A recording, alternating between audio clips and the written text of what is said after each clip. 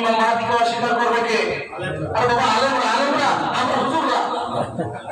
ইমাম মাহদীকে সর্বপ্রথম অস্বীকার করবে আলেমরা। তারা বলবেন যে পরিচয় দান করুন, আপনি যে ইমাম মাহদী এটার পরিচয় কি? আসলে ইমাম মাহদী সিনার কোনো পরিচয় আছে নাকি? আছে নাকি? আর ওটা আছে আমার কাছে আছে কিছু বলবো। এবার এই আলোচনার মধ্যে আবার এটা চলে আসে।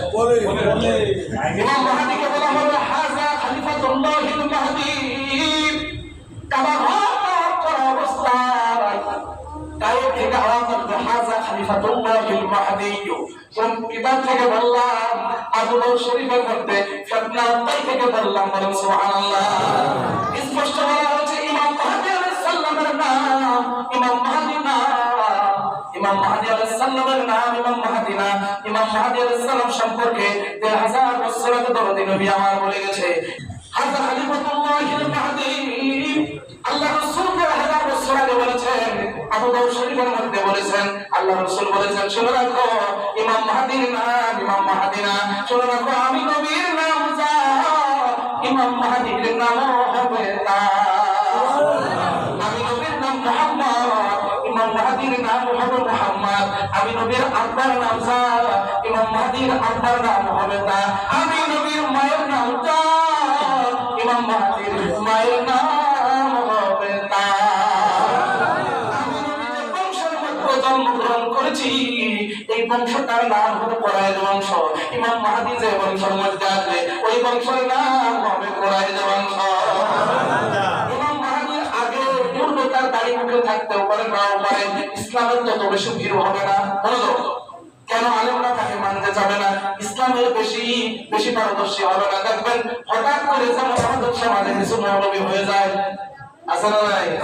হঠাৎ করে আমার বাড়তি করলাম না সামনে, হঠাৎ করে মৌলবী হয়ে যায়। হঠাৎ করে 4 দিন 5 দিন যাই জব্বার টাকা দিয়ে পাকের কামাই দিয়ে প্রথম কাতার বসে বলতেছে সুবহানাল্লাহ সুবহানাল্লাহ। কি রে, এ তো সেতুরও দেখলাম বিড়িটা নেই বেড়াবার, আজকে এত বড় হুজুর হয়ে গেছে। ব্যাপারটা ইমাম মাহদী আলাইহিস সালামের অবস্থাটা হবে এরকম, পূর্বে সে অত নামাজি হবে না। মনোযোগ ভালো করে শোনেন, পূর্বে অত নামাজি হবে না, অত ইসলাম মাইন্ড থাকবে না, ওই যুদ্ধ করার অবস্থা থাকবে না।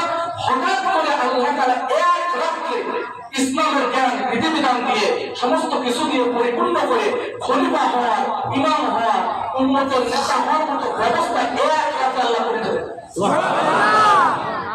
এক রাতে যখন হয়ে যাবে, এই জন্য আলেম ওলামারা তারা বলবে হঠাৎ করে এই ছেলের তো হয়নি, এতদিন তো নামাজ পড়ে নাই, বোঝা যায় কথা?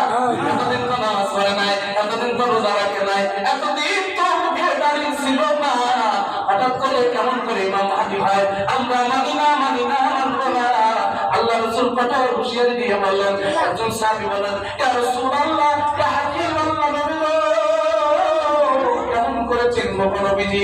এইরকম অবস্থায় যদি হয়ে যায় তাহলে তো জিনা মুসিবত। আল্লাহ নবী বললেন শুনে রাখো, তার জিনার সব থেকে বড় আলামত হলো সাধারণ মানুষের হাত হয় স্বাভাবিক যতটুকু হয়, ইমাম মাহদীর হাত তার থেকে আধা হয়। তার মানে সাধারণ মানুষের হাত যা হবে ইমাম মাহদীর হাত হবে গিরে পর্যন্ত লম্বা। খুশি আছেন আপনারা? ইমাম মাহদী আলাইহিস সালামের হাত হবে কোন পর্যন্ত? হাঁটুর গিরে পর্যন্ত। যদি এদিক ওদিক পাওয়া যায়, আমার মতো হুজুর যদি এখানে বলে যে ইমাম মাহদী তো দাবি করতেছে, তারা মানা যাবে না, তাহলে চেম্বার আগে হাঁটুর হাত গিরে পর্যন্ত কিনা, কথা ঠিক না?